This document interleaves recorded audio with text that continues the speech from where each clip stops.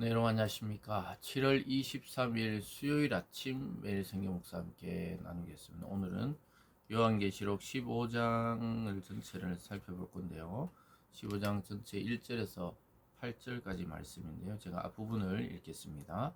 또 하늘에 크고 이상한 다른 이적을 보매 일곱 천사가 일곱 재앙을 가졌으니 곧 마지막 재앙이라.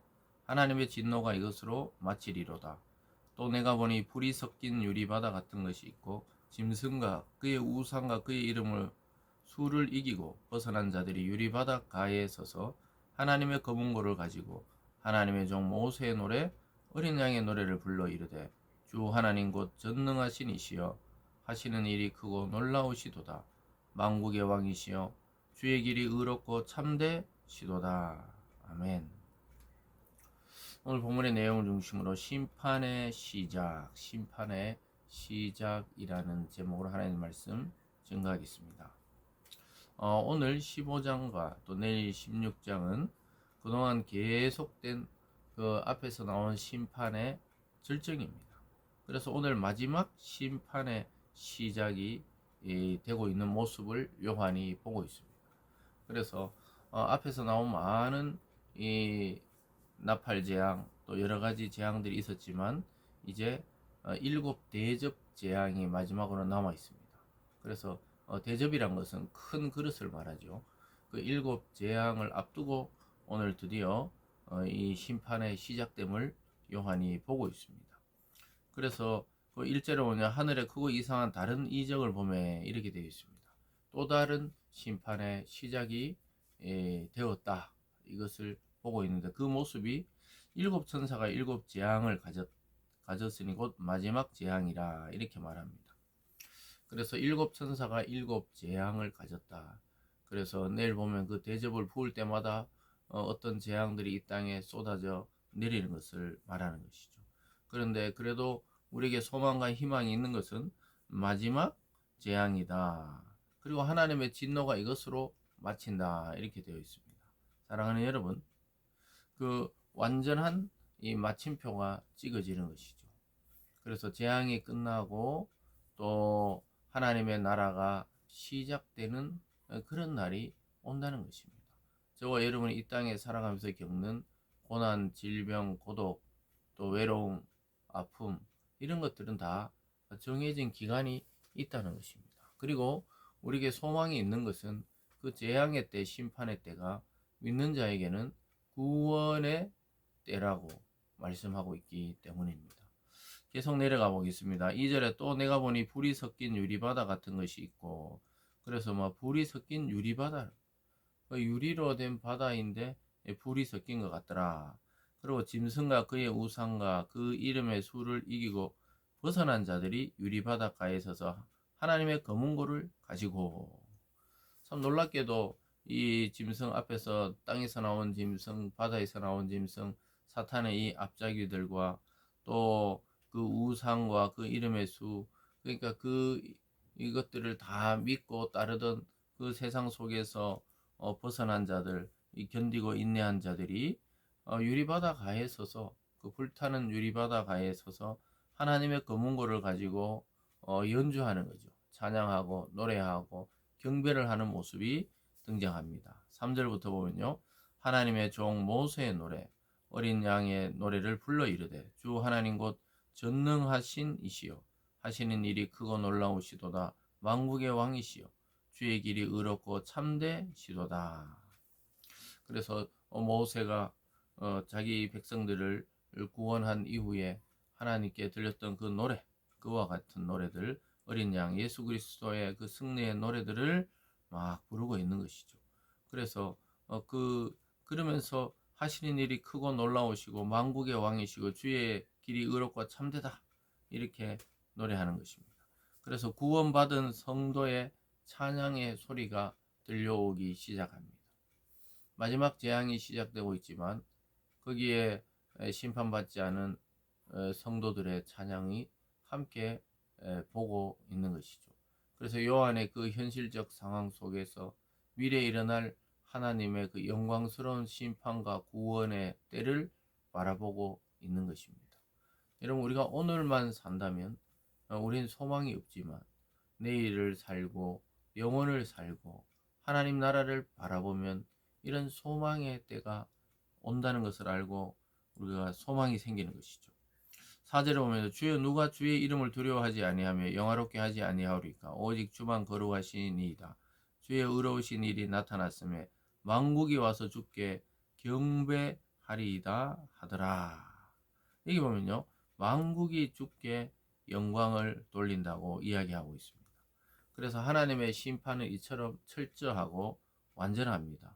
그 누구도 이 일을 제기할 수 없고 또 거룩하고 정의로운 심판이기 때문에 두려워하고 또 영화롭게 하지 아니하오리까.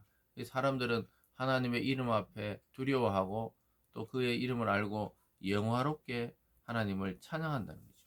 그래서 우리가 사람들이 멀쩡할 땐 잘 몰라요. 평소에는 위기가 오고 심판의 때가 오고 절망적 상황이 생기면 이게 자기 인생이 자기 마음대로 안 된다는 사실을 깨닫게 되고 온 인류가 지금 자연재해나 전염병으로 몸살을 앓고 있으면서 그래도 하나님을 깨닫지 못한다면 더 큰 재앙이 나타나는 것이죠. 그리고 하나님의 손에 언제든지 구원과 또는 심판의 그러한 도구들이 다 들려져 있는 것이죠. 그래서 하나님의 이 큰 일을 행하신 하나님은 찬송받기에 합당하다, 만국이 경배하기에 합당한 분이다, 이렇게 지금 구원받은 천사들이 구원받은 사람들이 하나님께 경배하고 노래하고 있는 것이죠. 그 핵심이 모세의 노래 또 어린 양의 노래라고 이야기하고 있습니다.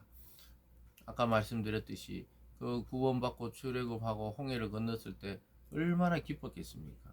그때 감격에서 부른 찬송과 같은 이 구원받은 성도들의 노래가 막 울려 퍼지는 것이죠.